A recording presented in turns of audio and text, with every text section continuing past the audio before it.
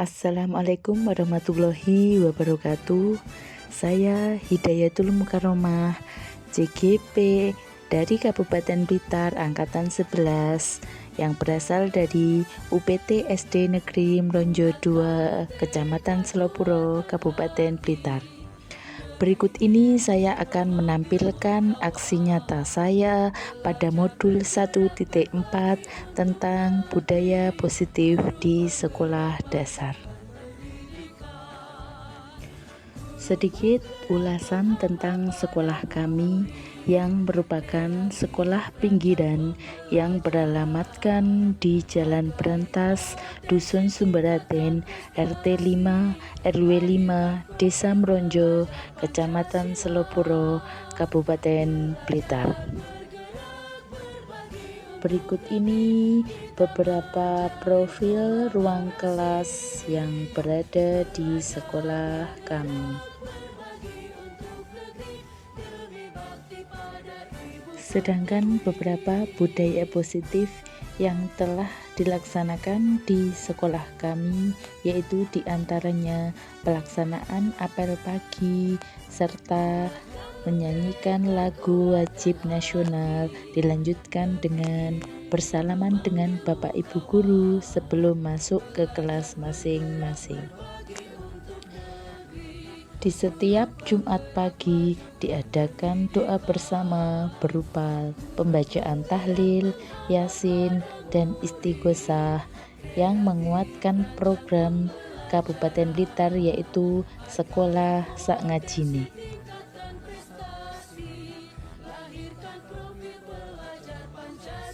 Pada event tertentu, kami juga sering menampilkan salah satu ekstrakurikuler di sekolah kami yang unggulan yaitu hadroh.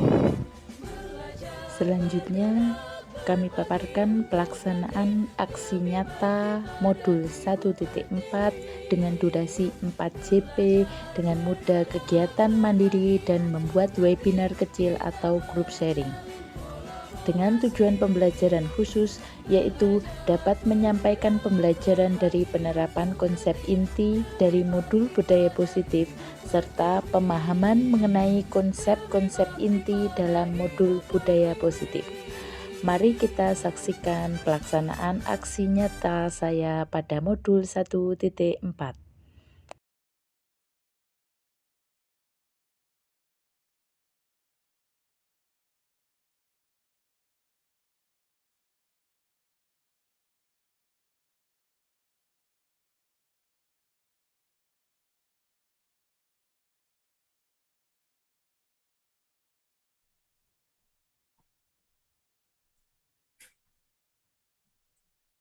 Bismillahirrahmanirrahim. Bisa dimulai nggih Bapak Ibu semua?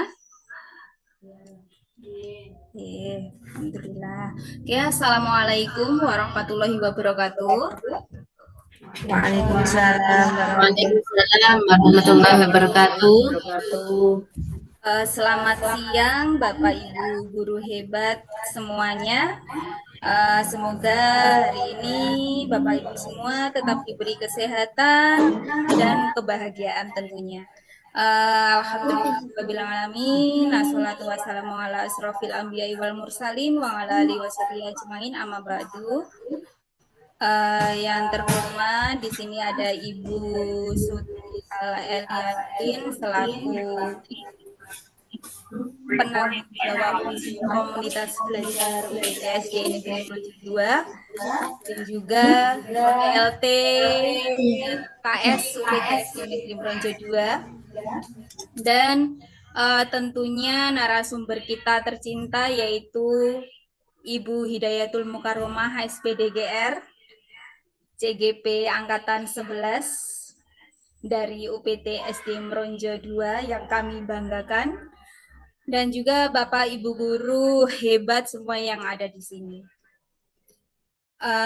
Pertama, marilah kita panjatkan puji syukur kehadirat Allah Subhanahu wa Ta'ala karena telah melimpahkan rahmat, taufik serta hidayahnya sehingga pada siang hari ini meskipun mendadak nggih Bapak Ibu, kita bisa melaksanakan webinar perdana dari komunitas belajar UPT SD Negeri Mronjo 2. Semoga acara perdana ini nantinya bisa disambung lagi oleh kegiatan-kegiatan yang bermanfaat dan webinar-webinar berikutnya yang juga sangat kita nantikan untuk sertifikat PMM tentunya. Tapi ilmunya yang lebih bermanfaat. Bapak Ibu, pertama kami ingin memperkenalkan dulu, mungkin untuk Bapak Ibu dari Meronjo 2 sudah tidak asing dengan kombel kita yaitu PT SD Negeri Meronjo 2. Namun di sini saya lihat pesertanya banyak sekali nih. Pesertanya di atas ekspektasinya Kombel Meronjo 2 di sini. Ada 21 partisipan yang mengikuti webinar kita hari ini. Saya ucapkan selamat datang di Kombel kami. Dan nanti apabila ada kurangnya, kami tentunya mohon maaf yang sebesar-besarnya, Bapak Ibu semua. Dan Kombel ini tentunya dipimpin oleh Ibu kita tercinta yaitu Ibu Suti Al-Eliantin sebagai penanggung jawab dan saya sendiri selaku sekretaris dan juga ketuanya Ibu Hidayatul Mukaromah yang nantinya akan menjadi narasumber perdana kita untuk hari ini.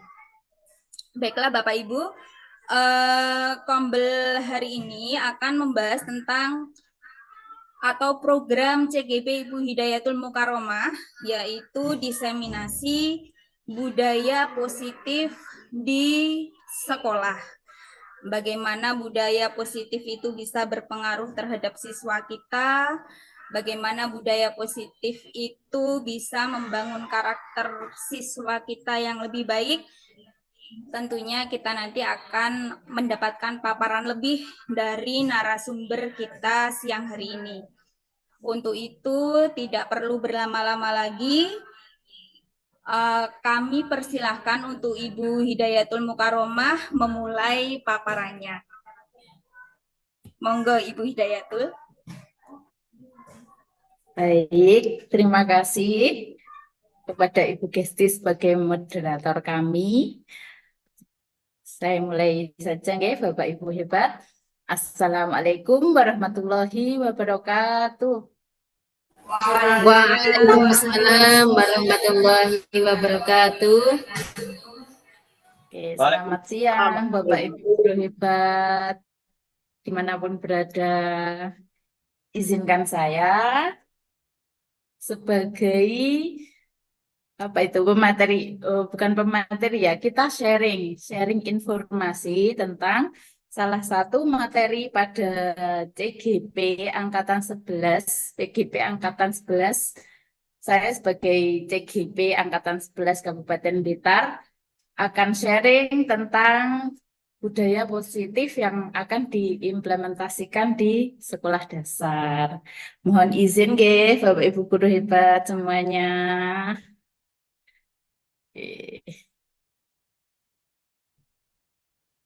Ya, saya berizin.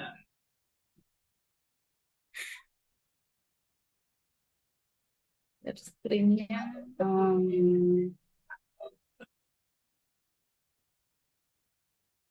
Oke, apakah sudah terlihat Bapak Ibu?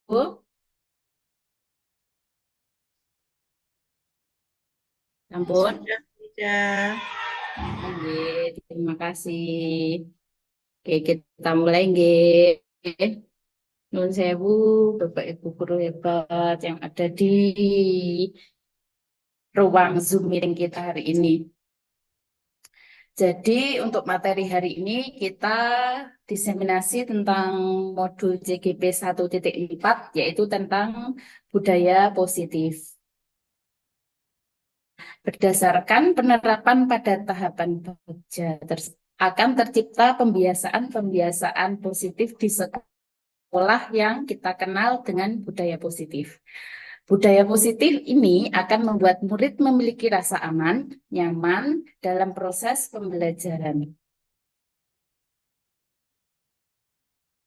Lalu untuk materinya selanjutnya tentang disiplin positif adalah perilaku atau sikap yang meyakini nilai-nilai kebajikan yang diterapkan dalam kehidupan sehari-hari. Pada materi selanjutnya membahas tentang teori kontrol yang isinya tentang ilusi guru mengontrol murid, ilusi bahwa semua penguatan positif itu efektif dan bermanfaat, ilusi bahwa kritik dan membuat orang merasa bersalah dapat menguatkan karakter, dan yang terakhir ilusi bahwa orang dewasa memiliki hak untuk memaksa. Berdasarkan teori kontrol.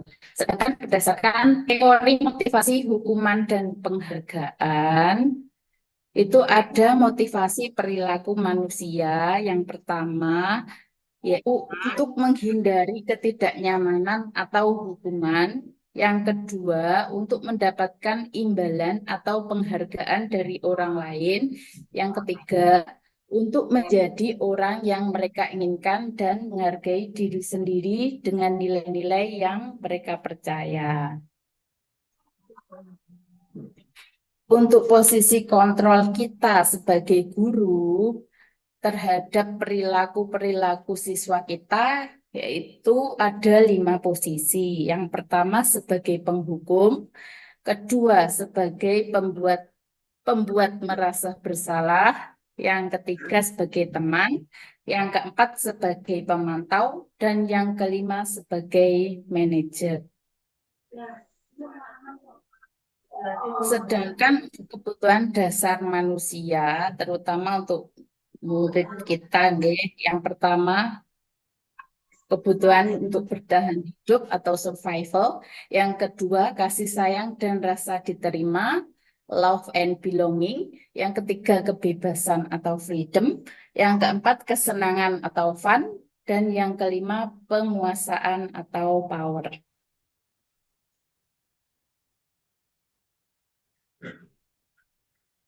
Untuk keyakinan bosnya, posisi guru sebagai manajer, guru akan melibatkan murid dalam menemukan sendiri solusi dalam permasalahan yang dibuat murid, sehingga tercipta identitas positif atau berhasil pada murid.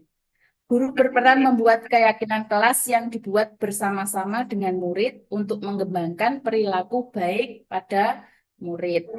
Nah, di sini Bapak Ibu guru misalkan masuk kelas baru, anak-anak naik kelas baru, ini perlu sekali untuk membuat keyakinan kelas dan disepakati oleh semua murid. Ingat, nggih? Dan yang terakhir, segi yang akan kita bahas nanti, yaitu tentang segitiga restitusi. Guru yang berperan sebagai manajer dapat menyelesaikan masalahnya dengan penerapan segitiga restitusi. Segitiga restitusi adalah proses menciptakan kondisi bagi peserta untuk memperbaiki kesalahan mereka, sehingga mereka bisa kembali pada kelompok mereka dengan karakter yang lebih kuat, menurut Goosen tahun 2004. Ikut. Nah, ini. Restitusi dikembangkan oleh pakar pendidikan Diane Goosen berdasarkan pada teori kontrol Dr. William Glasser dari luar negeri. Nah, sedangkan apa sih itu segitiga restitusi, Bapak Ibu? Jadi, segitiga restitusi adalah suatu proses yang dijalankan oleh guru atau orang tua agar dapat menghasilkan murid yang mandiri dan bertanggung jawab. Pada saat guru di posisi manajer, aspek yang dikembangkan pada murid adalah motivasi intrinsik, sehingga penanaman nilai-nilai kebajikan dapat tumbuh dan berkembang menjadi suatu kebiasaan positif yang akhirnya membentuk karakter murid.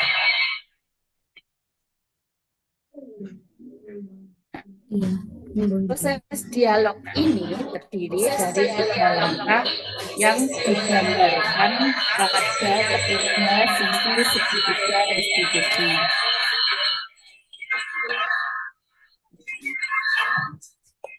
Baik, lanjut nggih. Untuk sisi pertama adalah menstabilkan identitas. Ini sisi yang pertama. Yang sisi kedua yaitu validasi tindakan masalah. Dan sisi yang ketiga adalah menanyakan keyakinan. Oke, kita bahas tentang sisi pertama menstabilkan identitas. Berdasarkan pada prinsip membuat kesalahan adalah bagian dari proses pembelajaran. Berperan menggeser identitas murid dari identitas gagal ke identitas sukses. Yang ketiga, tidak mengkritik murid yang sedang mengalami identitas gagal. Lalu bagaimana kita sebagai guru untuk mengajukan pertanyaan kepada murid apabila mereka mengalami permasalahan? Untuk sisi pertama menstabilkan identitas ini, pertanyaan contoh yang diajukan yaitu tentang membuat kesalahan sesuatu adalah yang wajar. Dua, manusia tidak ada yang sempurna. Ketiga, kita bisa memperbaiki masalah ini. Keempat, saya tidak menyalahkan kesalahannya, tetapi fokus memperbaiki masalah ini. Yang kelima, apakah saat ini kamu menjadi orang yang baik untuk dirimu sendiri? Itu contoh pertanyaan untuk sisi menstabilkan identitas. Yang kedua, validasi tindakan yang salah. Berdasarkan prinsip setiap perilaku berupaya memenuhi suatu kebutuhan tertentu. Kedua, guru akan bergeser dari pemikiran stimulus respon menjadi lebih proaktif. Ketiga, mengenali dan mengakui kebutuhan murid ini dapat memperbaiki hubungan dengan murid. Yang keempat, pernyataan atau pertanyaan disampaikan dengan nada suara tidak menghakimi atau memojokkan. Sedangkan untuk contoh pertanyaan yang kita ajukan, yang pertama, kamu bisa saja bertindak lebih gegabah lagi dari ini. Dua, kamu bukan melakukannya tanpa suatu alasan tertentu, bukan. Yang ketiga, kamu melakukannya karena ada sesuatu yang penting bagimu. Dan yang keempat, mungkin kamu bisa mempelajari perilaku baru yang lebih efektif. Bersediakah kamu mempelajarinya? Baik, untuk langkah ketiga tentang menanyakan keyakinan kelas. Jadi teori kontrol menyatakan bahwa pada dasarnya kita termotivasi secara intrinsik dari dalam diri. Saat perilaku telah divalidasi dan identitas sukses telah berhasil, maka murid telah siap mengaitkan keyakinannya dengan tindakannya yang salah. Sedangkan pertanyaan yang diajukan yaitu, sebagai keluarga atau kelas, apa yang telah kita yakini, nak? Misalkan begitu. Nilai-nilai apa yang telah kita sepakati? Yang tiga, seperti apa gambaran sebuah kelas yang ideal bagi kamu, sayangku? Ngoten misal sama murid panggilan sayang seperti itu. Yang keempat, kamu ingin menjadi orang seperti apa? Itu adalah langkah yang ketiga. Jadi terus ini apa ini hal-hal yang perlu diperhatikan dalam segitiga restitusi. Yang pertama yaitu perilaku yang salah perlu dikaitkan dengan nilai-nilai atau keyakinan yang telah disepakati atau dituju. Kedua, kesediaan orang yang melakukan kesalahan untuk memperbaiki masalah. Yang ketiga, pemecahan masalah sebisa mungkin relevan atau memiliki hubungan dengan masalah yang ada. Yang keempat, perlu adanya suatu usaha perbaikan dari pihak yang berbuat kesalahan. Dan yang kelima, perlu disediakan waktu dari pihak yang berbuat kesalahan. Tanyakan kapan akan mulai diberlakukan usaha untuk memperbaiki masalahnya.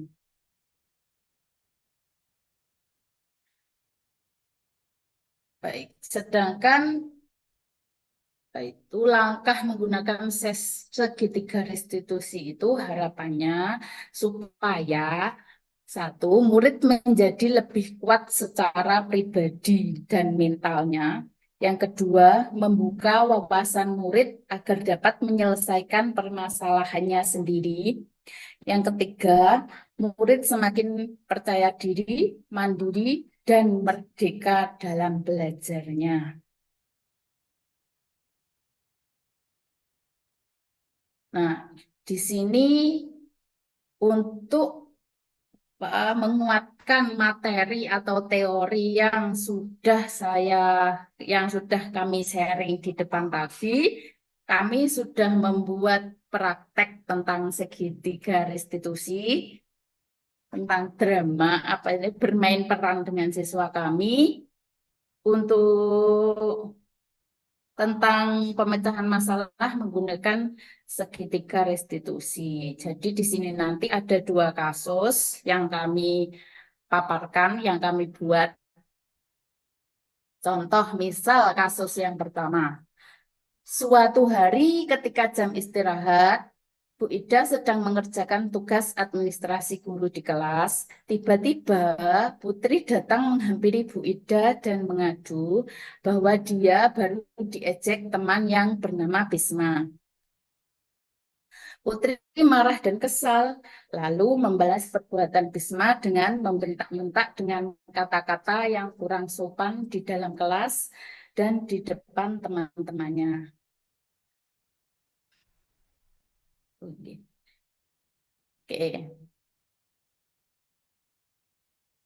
itu contohnya. Monggo kita simak nggih Bapak Ibu videonya. Kedap-kedap. Terdengar nggih videonya tadi nggih? Assalamualaikum Bu. Oke, kita lanjut. Waalaikumsalam Putri. Ada apa? Ini adalah contoh tindak menstabilkan identitas. Oh begitu. Pasti kamu marah besar ya. Ibu juga akan marah kalau ibu tapi apa yang kamu lakukan Putri? Saya menggunakan video, saya enggak video di depan teman-teman. Oh gitu. Kamu pasti melakukan itu karena merasa juga. Iya Bu, saya membela diri, masa iya saya tidak teman-teman. Validasi tindakan dan Mengembalikan diri pasti sesuatu yang menarik buat kamu. Jadi kamu tidak melakukan sesuatu yang menunjukkan hati. Iya Bu, itu saya masih suka. Nah, sekarang coba kita lihat lagi tindakan kamu yang membentak-bentak Bisma tadi. Kira-kira sesuai dengan keyakinan kelas tangkap kamu dan menyiapkan tindakan. Jadi keyakinan apa yang kurang sesuai dengan tindakan kamu Putri? Sebenarnya saya biasanya menghargai orang lain, Bu. Tapi saya bawa emosi. Iya betul, kita perlu sekali menghargai orang lain. Namun ada keyakinan yang harus kita lakukan ketika kita bawa emosi kan? Iya, Bu, saya bisa lakukan apa? Kira-kira kamu bersedia ada berbagi masalah? Iya, Bu. Oke, kalau kamu bersedia, tindakan apa yang akan kamu lakukan selanjutnya Putri? Saya kan lebih bersabar lagi, Bu. Ya betul sekali. Jadi kamu harus bisa lebih bersabar lagi untuk menghadapi teman-teman yang kurang sesuai dengan diri kamu ya. Jadi sekarang kamu bisa kembali ke kelas lagi ya. Ya, Bu, terima kasih, Bu. Sama-sama. Itu tadi contoh penerapan kami memecahkan masalah menggunakan segitiga restitusi.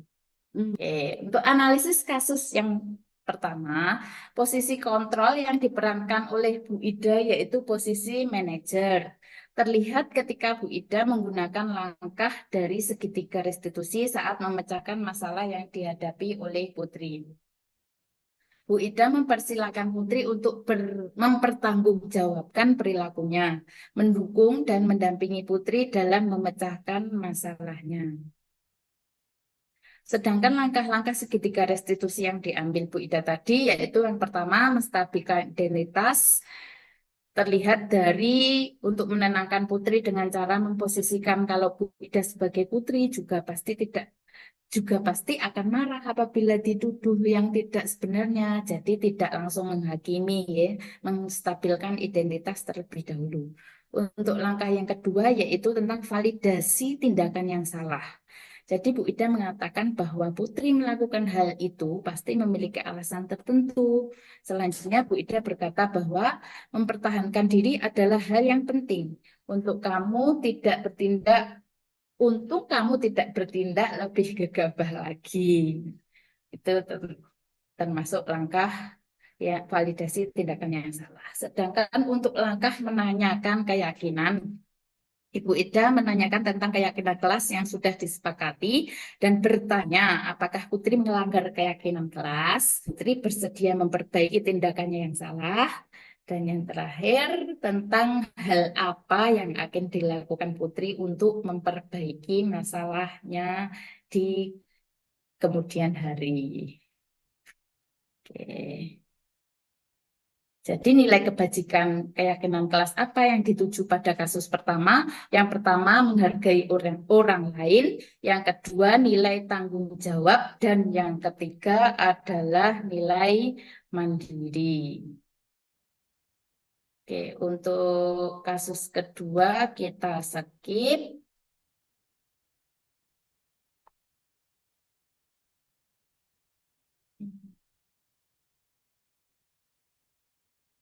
Itu contoh dari kasus yang pertama. Oke, berikut tanggapan murid mengenai perasaan mereka ketika diajak melakukan praktik segitiga restitusi. SDN juga diskusi dengan Bu Ida, saya bisa lebih sabar lagi terima kasih. Misalkan mari bareng Mas Bayu Banggar.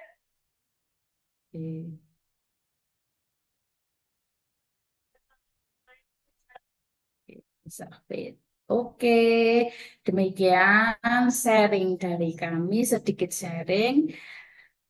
Apabila banyak kekurangannya, kami mohon maaf yang sebesar-besarnya, ngapunten sangat karena masih perdana nggih Bapak Ibu. Untuk sesi selanjutnya saya serahkan kepada moderator kita, monggo Bu Gesti.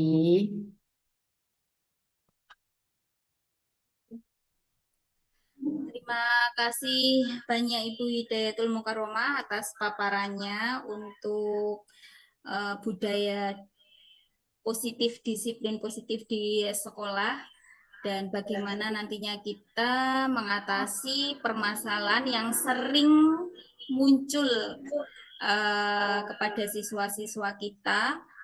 Mungkin ini ada 2 menit lagi, mau ada sesi tanya jawab. Mungkin untuk 1 atau 2 pertanyaan, Bu Ida. Mungkin bisa Bapak Ibu Guru yang ingin bertanya, silahkan raise hand. Oh, ini ada 1 pertanyaan dari Ibu Nailal Muna. Monggo Ibu Nailal Muna, disilakan. Ya, terima kasih atas kesempatan yang diberikan. Saya ingin bertanya, apakah di setiap lembaga itu harus menggunakan apa tadi segitiga restitusi untuk memecahkan setiap masalah dalam lembaga tersebut? Ya, terima kasih.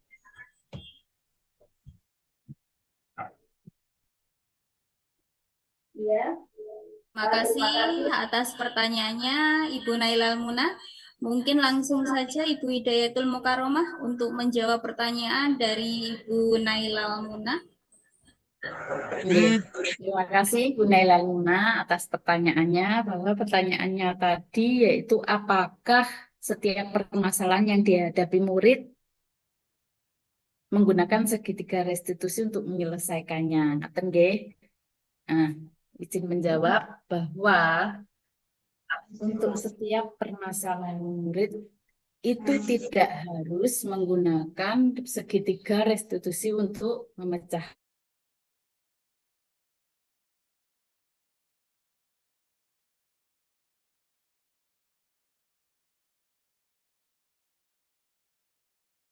Oke, mungkin bisa dilanjutkan, nggak sangat ya Bapak Ibu, karena kita memang masih amatiran, bukan profesional, belum kan ya, tapi belum profesional, belum pro, nanti diprokan bilang ya.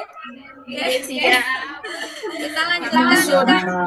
Monggo Bu Ida, nanti untuk pertanyaannya dari Bu Naila mungkin bisa ditambahkan jawaban panjenengan. Monggo silakan Bu Ida. Oke. Untuk pertanyaan Bu Nailal Murna, bahwa tidak setiap permasalahan yang ada pada siswa dapat dipecahkan dengan segitiga restitusi. Jadi kita lihat seberapa berat permasalahan yang dihadapi siswa.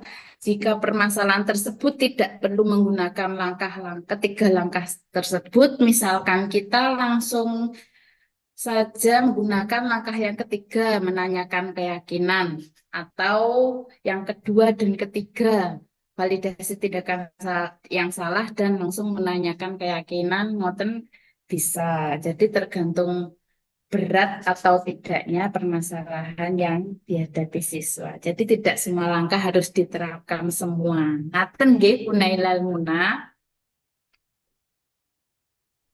Iya, Bu Ida. Terima kasih Bu Ida atas penjelasannya. Bagaimana Bu Nailal Muna, sudah puas dengan jawaban dari Bu Hidayatul Mukaromah? Insya Allah sampun. Terima kasih atas jawabannya. Baik, Bapak Ibu, mungkin ada yang ingin bertanya kembali? Satu pertanyaan.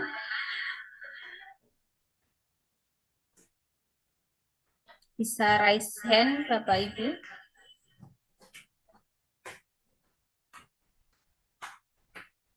Atau tadi nih Bu Ida, sambil menunggu raise hand dari Bapak Ibu, tadi ada yang di skip untuk contoh kasusnya, mungkin bisa dipaparkan kembali.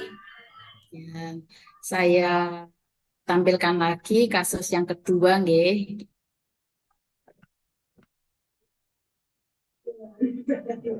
Sudah terlihat? Sampun? Dah. Oke, terima kasih. Ya, untuk kasus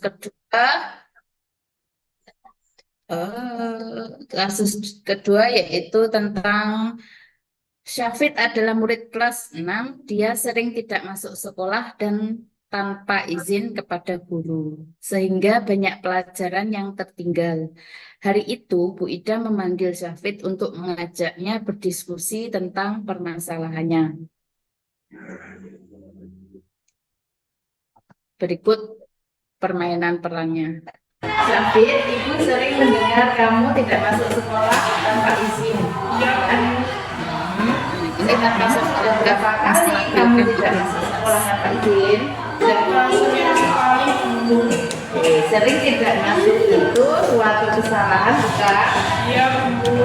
Ya sudah, kita cari solusinya ya. Kenapa sih Syafid sering tidak masuk sekolah?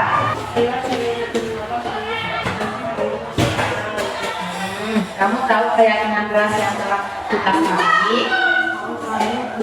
Kalau sering tidak izin sesuai keyakinan kelas kita atau tidak?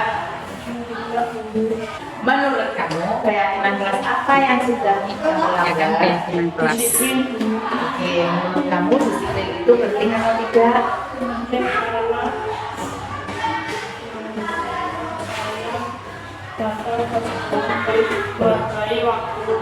Betul, menghargai waktu itu sangat penting buat kita harus berdisiplin.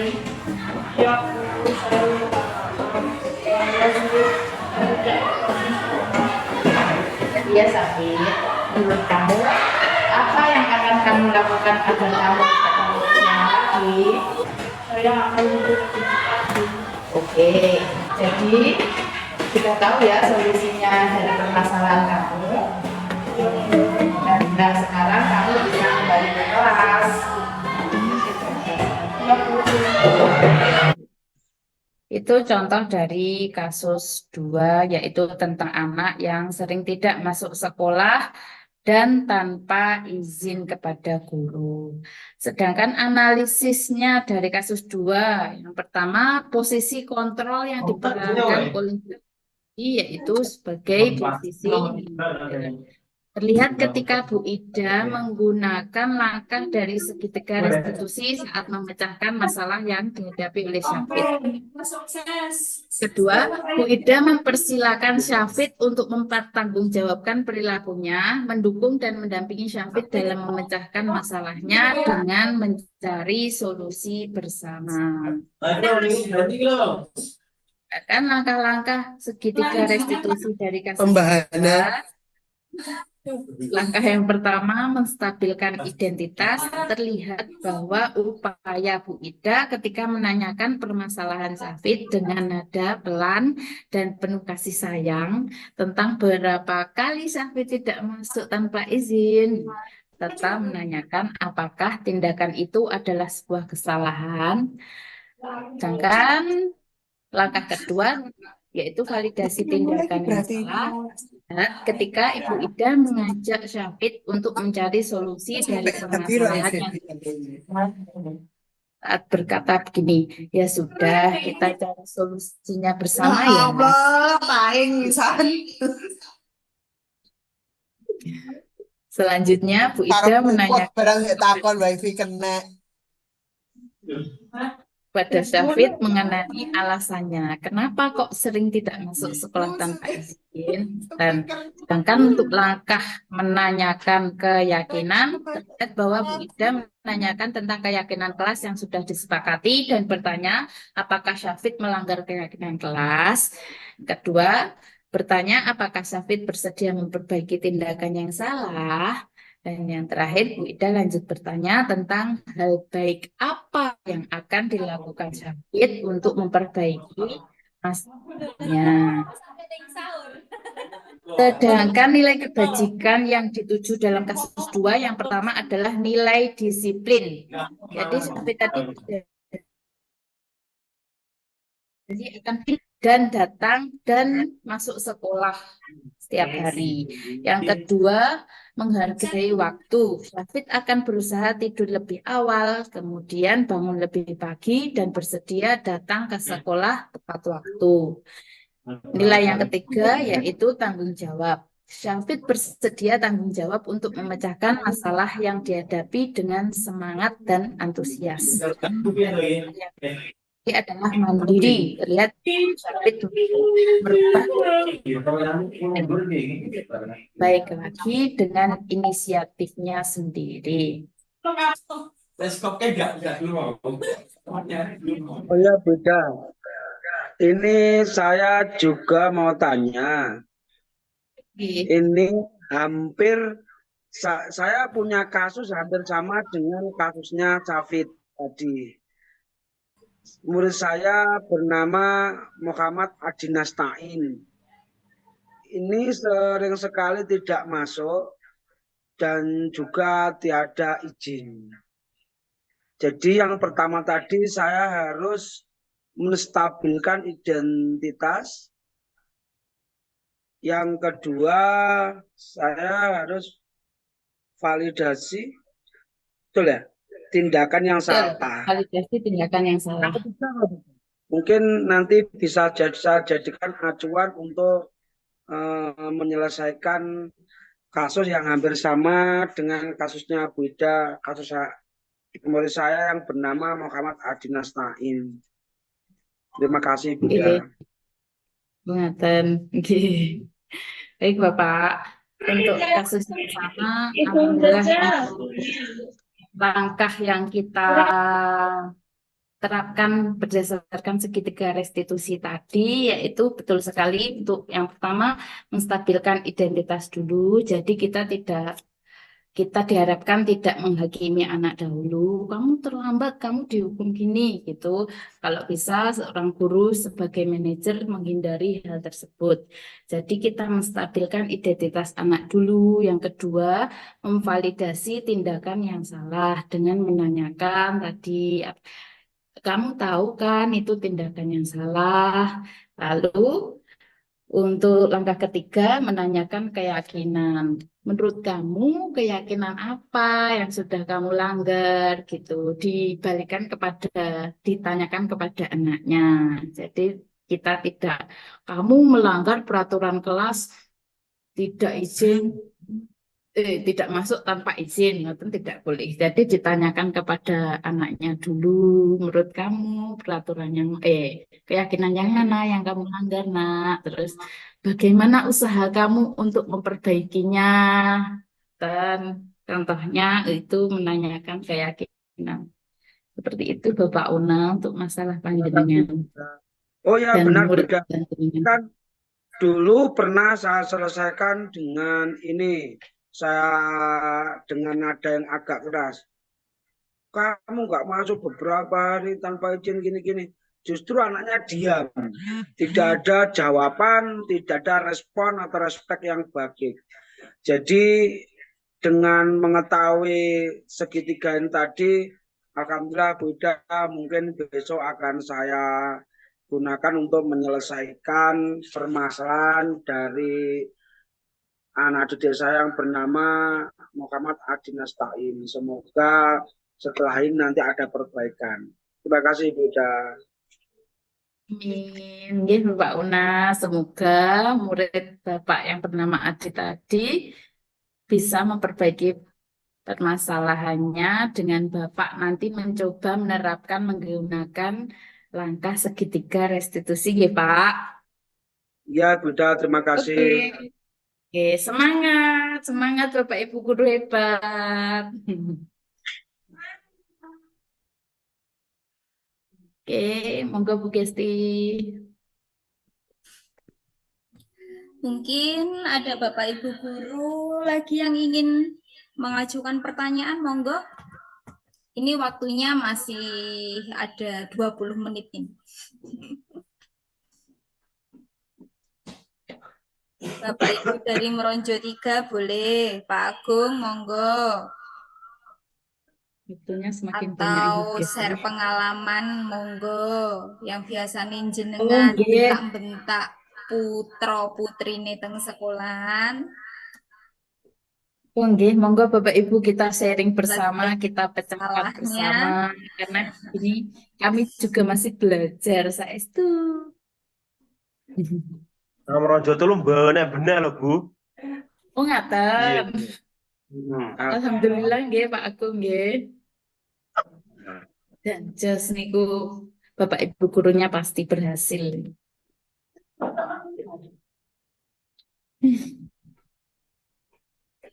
Sudah tidak ada pertanyaan lagi untuk Bapak Ibu semuanya. Satu lagi Bu, saya juga mau tanya. Mungkin ini hanya berbagi kasus saja ya. Mungkin mari kita coba sedikit mungkin ada aktu atau referensi dari panjenengan. Gini Bu, saya punya anak didik siswa yang bernama Cencen. Ya, Cencen. Cencen itu beberapa kali kemarin tidak masuk. Setelah saya cari informasi, ternyata Cencen itu nggak masuk karena dia sering mancing.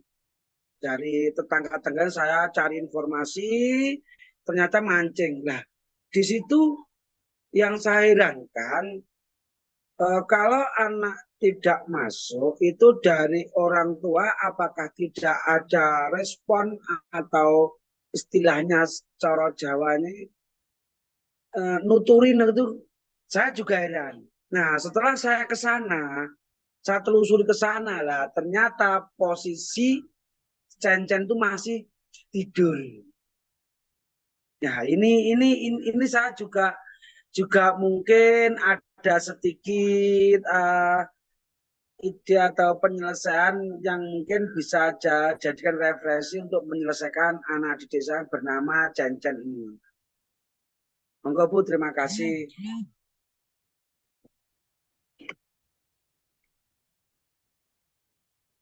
Oke, bisa langsung kita sharing ya.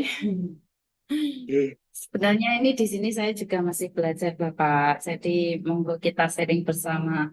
Jadi untuk permasalahan siswa Bapak yang bernama Cencen tadi, hampir sama sih, nggih, sama permasalahan pada kasus 2 yaitu siswa kami yang bernama Syafid. Tapi itu Bapak sudah merambah ke orang tua, nggih. Sudah ke Udah, Bu. orang tua, sudah menelusuri, itu bagus sekali loh Pak itu. Maksud saya itu masalahnya tidak hanya dari anaknya, kita berkolaborasi dengan orang tua. Ini juara satu. Dan ternyata kita katakan apa itu anaknya masih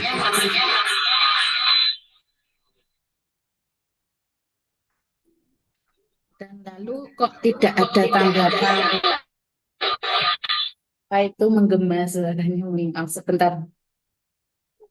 Oke. Kok tidak ada tanggapan dari orang tua tentang itu? Berarti itu termasuk kesadaran wali murid, kesadaran dari orang tua anak tersebut, nggih Pak, nggih. Yang belum nggih, yang belum memiliki tanggung jawab bahwa anaknya pada saat itu pada waktu pagi hari harus bangun pagi, harus mempersiapkan untuk sekolah, berarti belum ada kesadaran. Nah, itu sangat sulit sekali. Jadi kita pelan-pelan memposisikan diri dulu menjadi apa ya, posisi guru sebagai manajer. Pertama kita beri pengertian kepada orang tua bahwa untuk Ananda Cencen ini sering tidak masuk sekolah tanpa izin. Monggo kita berkolaborasi secara positif, nggih Bapak Ibu wali murid, untuk menggulawentah untuk apa ya istilahnya, untuk memajukan putra putri kita bersama. Jadi ada kerjasama antara orang tua dan guru itu terus menerus. Tidak henti-hentinya guru tidak dituntut, diharuskan untuk lebih sabar dan lebih telaten untuk sering mengingatkan orang tuanya. Nah, kan sekarang sudah canggih nggih Pak, bisa lewat WhatsApp atau telepon di WhatsApp atau video call nanti pagi-pagi misalkan anaknya kok tidak ada. Nah, nanti kita hubungi orang tuanya. Pokoknya itu kita lakukan secara konsisten, insya Allah, dan semoga saja nanti orang tuanya bisa tersadar. Dan kalau lama-lama di telepon Bapak Ibu gurunya kan nanti malu sendiri. Jadi Ya, Bu. nanti beliau bisa lebih memperhatikan anaknya supaya pagi bisa berangkat ke sekolah tepat waktu dengan cara membangunkan seragam dan serapan setiap hari. Mekaten bismillah nggih Pak, semangat selalu. Bu, gini Bu, dengan penjelasan Ibu, terima kasih dan sudah memberikan motivasi saya untuk menyelesaikan permasalahan yang dihadapi anak didik saya bernama Cencen. Dan juga di sini saya kemarin juga mendapatkan juga referensi juga. Kan nanti kita belajar bareng-bareng gitu Bu ya. Saya belajar juga berusaha mempelajari cultural responsive teaching, CRT. Nah, ini CRT ini melatar belakang ini. Memotivasi belajar siswa dengan mengintegrasikan budaya dan pengalaman siswa ke dalam pembelajaran. Jadi nanti kita juga bisa seperti yang Ibu katakan tadi, betul sekali. Jadi kita mengintegrasikan budaya, sosial budaya dia. Jadi kebudayaan-kebudayaan yang kurang-kurang atau kebiasaan yang kurang baik nanti kita bisa sharing, kita bisa berkolaborasi dengan orang tuanya sehingga nanti kita bisa menemukan titik di mana kita harus menyelesaikan permasalahan yang dihadapi oleh anak didik saya yang bernama Cian tadi. Yang kedua, meningkatkan keterlibatan siswa dalam pembelajaran dengan memperhatikan kebutuhan dan keunikan siswa dari berbagai latar belakang budaya. Jadi gini, saya juga mencoba dengan keunikan Cian yang suka mancing. Mancing kan bukan berarti jelek Bu ya. Juga bagus, cuman kita kan dengan menggunakan waktu yang pas dan sebagainya, dengan struktur yang tepat, jadi nanti biar menjadi sebuah keunikan. Maksudnya keunikan itu kemampuan anak untuk mengeksplor yang ada pada dirinya gitu Bu. Jadi saya juga berusaha apa yang Ibu katakan tadi, saya berusaha untuk meresum atau menyimpulkan. Jadi yang utama kita juga harus meningkatkan keterampilan sosial dan emosional siswa. Yang utama itu saya terima kasih Bu. Dengan penjelasan Ibu, saya bisa kolaborasikan dengan pembelajaran kultural responsive teaching CRT. Jadi ternyata ada sambungnya Bu. Terima kasih Bu, semangat. Semangat, Ida. Terima kasih. Oke, luar biasa sekali Bapak Khairul Makna. Dan itu kalau nggak salah merupakan modul PPG, nggih. Modul PPG Ada ini kaitannya, nggih Pak, nggih. modul 1.4. Jadi saya untuk belajar itu, dan ternyata setelah saya dengarkan penjelasan dari Ibu, saya kolaborasikan, ternyata ada gandengnya gitu kalau namanya. Ada kaitannya, nggih, ada hubungannya. Oke, betul sekali Bapak. Terima kasih sekali Bapak Una atas ilmu yang sudah diberikan kepada saya juga. Ini saya juga masih belajar juga untuk menangani masalah-masalah siswa. Dan itu alhamdulillah dapat sedikit pencerahan dari Bapak terkait modul yang Bapak pelajari di PPG Piloting. Ternyata masih ada kaitannya dan istilahnya mungkin ada berbeda sedikit, tetapi tujuan dan penyelesaiannya menuju pada arah yang sama. Terima kasih banyak Bapak untuk ilmunya. Semangat. Semangat. Oke, terima kasih sekali Bapak Una. Ini tadi secara tidak langsung kolaborasi antara CGP kita dengan PPG Piloting 1 kita. Wah, keren. Semuanya adu ilmu dan itu semuanya sangat bermanfaat bagi kita semua. Ilmunya juga alhamdulillah kita menambah ilmu juga bagi kita. Pak Agung. Pak Agung bisa menambahkan mungkin ikut collab kita. Ayo Pak Agung, kita kolaborasi. Enten apa Bu? Ya, mungkin bisa sharing-sharing terkait pengalamannya Bapak PPG. Apa pengalaman di kelas untuk menangani anak. Juga tidak teringat Bu. Oke, yang jelas Bapak Ibu ini adalah Bapak Ibu guru hebat, tetap semangat dan jangan menyerah untuk menciptakan murid-murid yang hebat, berkarakter mulia, beradab, nggih Bapak Ibu. Dan juga untuk mungkin terakhir kalinya Ibu Hidayatul Mukaromah untuk kalimat motivasi untuk Bapak Ibu guru hebat kita hari ini.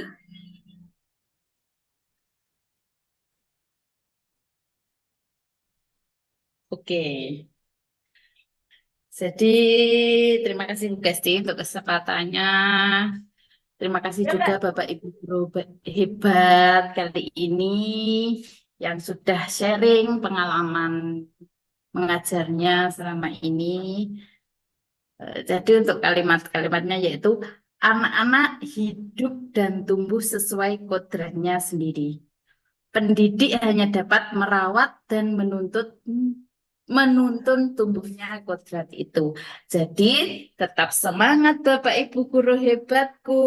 Sarangeo. Tambah ya Bunda ya. Saya tambah ya. Saya tambah Bunda ya. Ya, saya tambahi. Gini Bunda, seperti pepatah. Pagung, ayo sama-sama.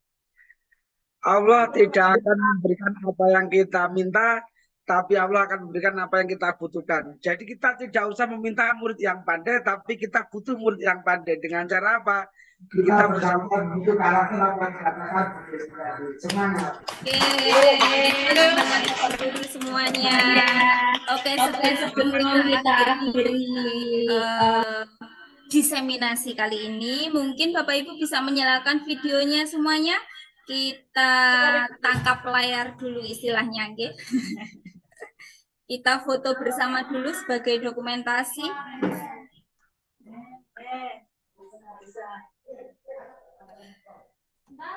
Ya.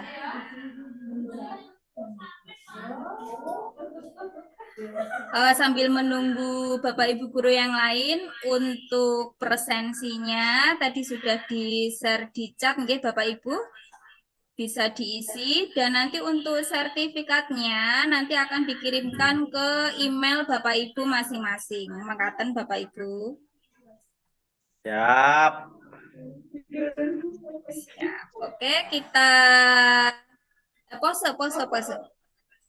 Pose nggih. Siap. 1, 2, 3. Oke, sekali lagi semangatnya. 1, 2, 3. Saya sudah kok belum enak Oke, perang. terima kasih Bapak Ibu guru hebat semuanya. Kurang. Demikian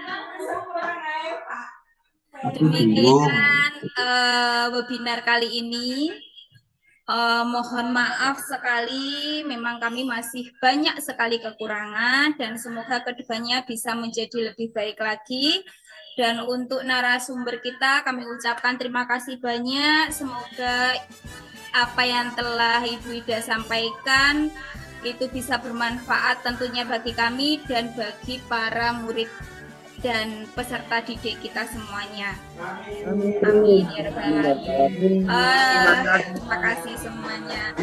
Mungkin dari saya cukup sekian. Apabila banyak kurangnya saya mohon maaf yang sebesar-besarnya. Wabillahi taufik wal hidayah. Wassalamualaikum warahmatullahi wabarakatuh.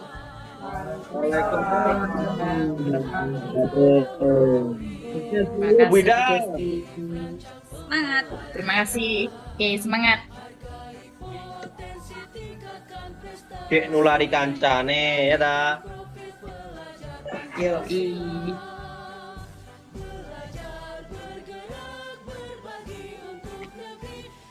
Sudah.